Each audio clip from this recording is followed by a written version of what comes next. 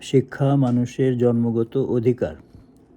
এর শুরু হয় মাতৃকোষ থেকে, শেষ হয় দৈহিক তিরোধানে। মানুষই একমাত্র প্রাণী যারা জন্ম থেকে কিছুই শিখে আসে না। তবে আমরা শৈশবের চলাফেরা, কথা বলা, পরিবার পরিজনকে চেনা, খেলার সাথীদেরকে কিংবা আপন ভাই বোনের সাথে বেড়ে ওঠার অভিজ্ঞতাকে, চারপাশের পরিবেশ ও প্রকৃতি থেকে নানাবিধ তথ্যাবলীকে শিক্ষা বা জ্ঞানার্জন নাম দেই না। শিক্ষা বলতেই আমরা প্রাতিষ্ঠানিক জ্ঞানার্জন লাভ করাকে বুঝি, যেখানে মানুষের একটা নির্দিষ্ট বয়সকালেই এই উদ্যোগ শুরু করা হয়। প্রাতিষ্ঠানিক শিক্ষা জীবন আবার 3টি স্তরে বিভক্ত: প্রাথমিক, মাধ্যমিক, উচ্চ মাধ্যমিক এবং স্নাতকোত্তর শিক্ষা। শিক্ষার মৌলিক লক্ষ্য ও উদ্দেশ্য স্থান, কাল, দেশ ও সমাজ সংস্কৃতি ভেদে নানাবিধ হতে পারে। তবে সব কিছুর কেন্দ্রবিন্দু হলো যুব সম্প্রদায়কে মানব সম্পদে পরিণত করা, কারণ এরাই যে কোনো দেশের ভবিষ্যৎ কর্ণধর। এ কারণেই বহুল প্রচলিত প্রবাদ হলো, শিক্ষাই জাতির মেরুদণ্ড।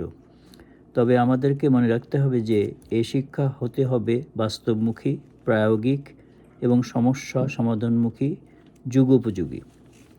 শিক্ষা গ্রহণের সাথে তিনটি বিষয় অঙ্গাঙ্গীভাবে জড়িত: শিক্ষক, শিক্ষার্থী ও শিক্ষালয়। শিক্ষার মাধ্যমেই মানুষ হয় আলোকিত। কুসংস্কার, অশিক্ষা, কুশিক্ষা, ধর্মান্ধতা, হঠকারিতা ও অহংবোধকে জয় করে শিক্ষিত মানুষ হয়ে ওঠে বিনয়ী, সমাজ সংস্কারক, পরিবেশ প্রতিবেশ সংরক্ষক, হিতৈষী এবং দেশ বরেণ্য, অনুসরণীয় ও অনুকরণীয় ব্যক্তিত্বে। তাই তো অনেকেই শিক্ষা প্রতিষ্ঠানগুলোকে একটা বাতিঘর বলে আখ্যা দিয়েছেন। তবে এসব বাতিঘরের আলোকবর্তিকা হলো শিক্ষকবৃন্দ। আলোকিত শিক্ষক ছাড়া বাতিঘরগুলো অন্ধকারাচ্ছন্ন, নিষ্প্রভ ও দ্যুতিহীন। এরূপ শিক্ষা প্রতিষ্ঠানের শিক্ষার্থীরা হবে দিশেহারা, পথভ্রান্ত, নিরাশায় আক্রান্ত, হতাশাগ্রস্ত, নষ্ট যুব সম্প্রদায়, যারা হয়ে ওঠে দেশ ও জাতির জন্য সামাজিক সমস্যার আস্তাকুর। যুগোপযোগী শিক্ষা প্রদানের মাধ্যমে যে কোনো দেশ তার ভবিষ্যৎ চালিকা শক্তিকে যথোপযুক্ত করে গড়ে তুলতে সক্ষম হয়। এ কারণে অনেক দেশেই প্রাথমিক শিক্ষা স্তরে মজবুত ভিত তৈরি করার লক্ষ্যে বিশেষ প্রশিক্ষণপ্রাপ্ত এবং শিক্ষার্থীবান্ধব শিক্ষকদেরকে নিয়োজিত করে। মানুষ গড়ার এসব কারিগরদের সামাজিক মানমর্যাদা ও বেতন ভাতা এমনভাবে নির্ধারিত হয় যাতে তাদেরকে পরিবার পরিজনের ভরণ পোষণের জন্য অতিরিক্ত আয় রোজগার, টিউশনি কিংবা দ্বিতীয় কোনো অতিরিক্ত আয়ের পথ খুঁজতে হয় না। এ কারণে এসব দেশের শিক্ষকরা ক্লাসরুমে মন প্রাণ নিবেদন করে পাঠদান করে থাকে। তাদের ধ্যান, জ্ঞান ও তপস্যা শুধু নিজের পাঠদানকে ফলপ্রসূ করা, শিক্ষার্থীদের মেধা ও মননের বিকাশ সাধন, পঠন পাঠনকে আনন্দময় ও হৃদয়গ্রাহী করে তোলা, শৈশব মনের অদম্য কৌতূহলের প্রাঞ্জল ব্যাখ্যা এবং নানাবিধ প্রশ্নের গ্রহণযোগ্য সদুত্তরসহ অজানা অনেক গূঢ় রহস্যের মুখোমুখি করা একমাত্র সফল ও সার্থক আদর্শ শিক্ষকের পক্ষে সম্পন্ন করা সম্ভব। উপরোক্ত আলোচনা সমানভাবে পরবর্তী ধাপ অর্থাৎ মাধ্যমিক ও উচ্চ মাধ্যমিক স্তরের জন্য প্রযোজ্য। আসলে প্রাথমিক ও মাধ্যমিক বিদ্যালয়গুলো একটা বাগান সদৃশ্য। শিক্ষার্থীরা এসব বাগানের বিকাশমান কুঁড়ি। বাগানগুলোর পরিচর্যাকারী মালি হলো শিক্ষকবৃন্দ। শিক্ষকদের নিবিড় স্নেহ মমতা ও দেখভালের ফলেই এসব শিক্ষার্থীরা প্রস্ফুটিত ফুল ও ফলে পরিণত হয় সময়ের আবহে।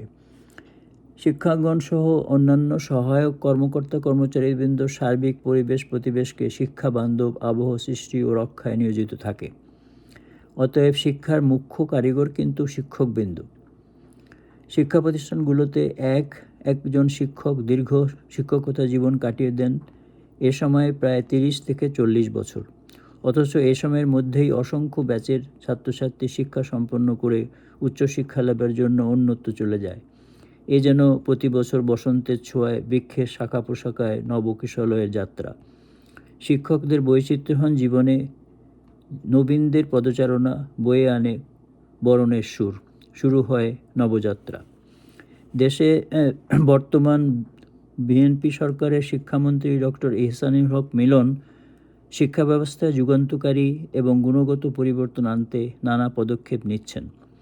নকল প্রতিরোধে সিসিটিভি ক্যামেরা বসানো, সবগুলো বোর্ডের একই সঙ্গে এক প্রশ্নপত্রে পরীক্ষা নেওয়া, স্কুলের ছাত্রছাত্রীদের ইউনিফর্ম, স্কুল ব্যাগ ও জুতা সরবরাহ করা ইত্যাদি উদ্যোগ বেশ জোরেশোরে প্রচার করা হচ্ছে।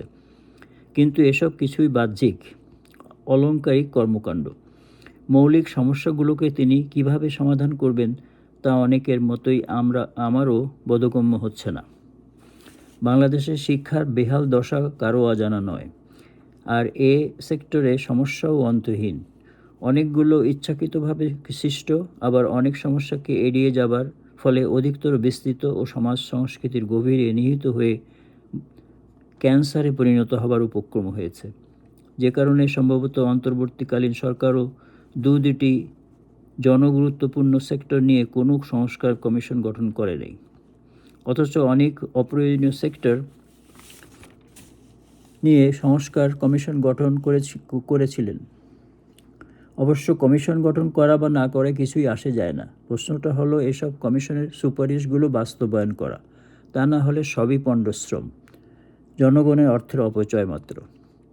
আমরা প্রাথমিক ও মাধ্যমিক স্তরের শিক্ষায় গুণগত ইতিবাচক পরিবর্তন আনার জন্য নিম্নোক্ত কতিপয় সুপারিশ তুলে ধরতে চাই।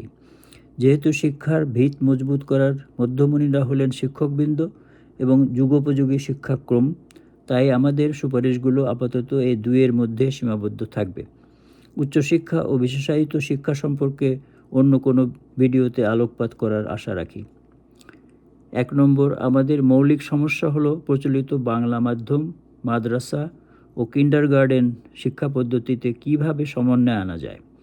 মাদ্রাসা শিক্ষায় নৈতিক শিক্ষার আধিক্য এবং বাংলা মাধ্যম ও কিন্ডারগার্টেন শিক্ষায় নৈতিক শিক্ষার সম্পূর্ণ অনুপস্থিতি সমাজে এর ফল ভালো না হবারই ইঙ্গিত দেয়। 2 নম্বর, শিক্ষক নিয়োগে দলীয় প্রভাব সম্পূর্ণরূপে নিরসন করে কেবলমাত্র মেধা ভিত্তিতে যথাযথ সার্টিফিকেটধারীদেরকে সুযোগ করে দেওয়া। 3 নম্বর, শিক্ষক নিয়োগে স্থানীয় পরিচালনা পর্ষদ কিংবা স্থানীয় সরকারের সংশ্লিষ্ট কোনো ব্যক্তি বা গোষ্ঠীর বাণিজ্য করা সম্পূর্ণরূপে বন্ধ করতে হবে। 4 নম্বর, শিক্ষকদের নিরবচ্ছিন্ন মূল্যায়ন এবং যুগোপযোগী টেকনোলজি ও জ্ঞান অর্জনের জন্য প্রয়োজনীয় প্রশিক্ষণ